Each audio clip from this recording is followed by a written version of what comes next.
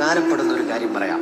ഒരാളുടെ അമിത ആവേശം കണ്ട് നിങ്ങൾ അയാളിലേക്ക് കൂടുതൽ അടുക്കാൻ ശ്രമിക്കരുത്. അമിത ആവേശങ്ങൾക്ക് പുറകിൽ പല ആവശ്യങ്ങളുണ്ടാവും.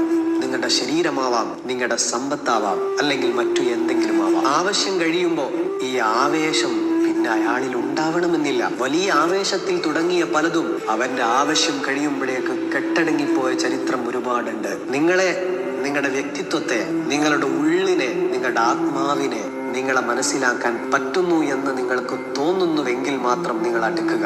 ആവശ്യങ്ങൾക്ക് വേണ്ടി മാത്രം നിങ്ങളെ തേടി വരുന്നവരെ പടിയടച്ച് പിണ്ടം. റബ്ബിനറിഞ്ഞൂടെ എനിക്ക് എന്താ വേണ്ടതെന്ന് ഇല്ലേ? എന്റെ ഉമ്മ എനിക്ക് നല്ലതല്ലാത്തത് തരുമോ?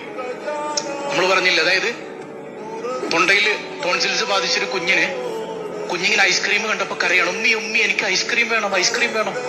ഐസ്ക്രീം ഒന്നുമില്ല, ഐസ്ക്രീം ഒന്നും തരൂല. എന്താ ആ കുഞ്ഞെന്താ മനസ്സിലാക്കണത് ഉമ്മാനെ കുറിച്ച്? ഉമ്മാക്ക് എന്നോടൊരു ആ ഉമ്മാനെ പോലെ സ്നേഹമുള്ള വേറൊരു ഉമ്മ ഉണ്ടാ? ആ കുഞ്ഞിന് ഇങ്ങനെ സംഭവിക്കുന്ന ആർക്കറിയാം? എന്നാലും ഉപ്പാനേക്കാൾ എന്റെ ഭാര്യയേക്കാൾ മക്കളേക്കാൾ ഞാൻ എന്നെ സ്നേഹിക്കുന്നതിനേക്കാൾ എന്നെ സ്നേഹിക്കുന്ന ഒരു ഇലാഹ് എനിക്കുണ്ട്, ഒരു റബ്ബ് എനിക്കുണ്ട്. ഇല്ലേ? എന്നോട് ചിന്തിച്ചു, അങ്ങനെ ഒരു റബ്ബ് എനിക്കില്ലേ? ആ റബ്ബ് എനിക്ക് എന്ത് തന്നാലും എനിക്ക് ഗുണമാണ്. വേറെ എന്തെങ്കിലും അവൻ തരുമോ? എനിക്ക് എന്ത് തന്നാലും ഗുണമാണ് എന്റെ റബ്ബ് സയ്യിദുനാ റസൂലുള്ളാഹ്. മനസ്സിലാക്കാൻ അല്ലാഹു തൗഫീഖ് നൽകട്ടെ. അള്ളാഹനെ കണ്ടുമുട്ടുന്നത് വരെ പടച്ചോൻ പരീക്ഷണം തരും സയ്യിദുനാ റസൂലുള്ളാഹ്. അങ്ങനെ കണ്ടുമുട്ടുമ്പോ എന്താ സംഭവിക്കണേ? അവന്റെ ഒരു പാപം ഉണ്ടാവില്ല ശരീരത്തിൽ. ചെയ്ത പാപങ്ങളൊക്കെ കഴുകിപ്പോയിട്ടുണ്ടാവും. എന്തുകൊണ്ട്? ഈ പരീക്ഷണത്തിൽ അവൻ ഇങ്ങനെ തൃപ്തിപ്പെട്ടതുകൊണ്ട്. എന്തു പാപവും അള്ളാഹു കഴുകിക്കളയും സയ്യിദുനാ വഹബീബുനാ റസൂലുള്ളാഹ്. എന്റെ റബ്ബിന്റെ പരിശുദ്ധ ഖുർആനിലെ വളരെ മനോഹരമായിട്ടുള്ള ഒരു ആയത്ത്, ഫഇന്ന മഅൽ ഉസ്രി യുസ്റൻ, ഇന്ന മഅൽ ഉസ്രി യുസ്റാ. ആവർത്തിച്ചുകൊണ്ടാണ് അള്ളാഹു പറയുന്നത്, തീർച്ചയായിട്ടും പ്രയാസത്തോടൊപ്പമാണ് എളുപ്പമുണ്ടാകുന്നത്. പ്രയാസത്തോടൊപ്പം എളുപ്പം, ആ വാക്ക് അവിടെ നിർത്തിയിട്ടില്ല. അള്ളാഹു അവിടെ റിപ്പീറ്റ് ചെയ്തുകൊണ്ട് പറയാണ്, ഇന്ന മഅൽ ഉസ്രി യുസ്റാ. ജീവിതത്തിൽ പ്രയാസങ്ങളൊക്കെ ഉണ്ടാകുമ്പോൾ നമ്മൾ തോറ്റുപോയി എന്ന് വിചാരിക്കരുത്. ലോകത്ത് വിജയിച്ച ആളുകളൊക്കെ പിന്നിൽ അതികഠിനമായ പ്രയാസങ്ങളും ദുഃഖങ്ങളും ജീവിതയാത്രയിലുടനീളം രോധനങ്ങളും അനുഭവിച്ചവരായിരിക്കും. തള്ളിമാറ്റലുകൾ അനുഭവിച്ചവരായിരിക്കും. മാറ്റി നിർത്തലുകൾ അനുഭവിച്ചവരായിരിക്കും.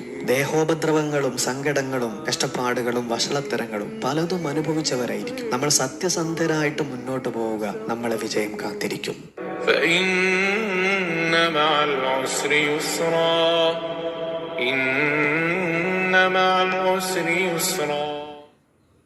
ബാപ്പയോടും ഉമ്മയോടും എത്ര മോശപ്പെട്ട സ്വഭാവക്കാരാണെങ്കിലും പിണങ്ങാൻ പാടില്ല. നബി സല്ലല്ലാഹു അലൈഹി വസല്ലം തങ്ങളുടെ ഒരു ഹദീസിൽ ഉപ്പയെയും ഉമ്മയെയും ഒരിക്കലും നിങ്ങൾ അവരെ വെറുപ്പിക്കരുത് എന്ന് പറഞ്ഞപ്പോ തിരിച്ച് തങ്ങളോടൊരു ചോദ്യം ചോദിച്ചു, നബിയെ, ബാപ്പാന്റെ ഭാഗത്തുനിന്നും ഉമ്മാന്റെ ഭാഗത്തുനിന്നും ഒൽമുണ്ടായാലോ എന്നൊരു ചോദ്യം, അക്രമം. അപ്പൊ നിങ്ങൾ 3 പ്രാവശ്യം ആവർത്തിച്ച് പറഞ്ഞു, ബാപ്പയും ഉമ്മയും മകനെ ആക്രമിച്ചു, അന്യായമായി വല്ലതും പറഞ്ഞു ചെയ്തു എന്നാൽ പോലും ആക്രമിക്കാൻ പാടില്ല. അവരിൽ നിന്ന് ദുൽമുണ്ടായാൽ പോലും സഹിക്കണം, ക്ഷമിക്കണം. ബാപ്പയായി എന്നുള്ളതിന്റെ പേരിൽ ക്ഷമിക്കണം. ഒന്നും പറയരുത്. ബാപ്പ പറഞ്ഞത് സത്യത്തിൽ മോശമാണ്, വളരെ വൃത്തിയായിട്ട് വാക്കാ പറഞ്ഞത്, പക്ഷെ തിരിച്ചു പറയാൻ പറ്റൂല. എന്തേ?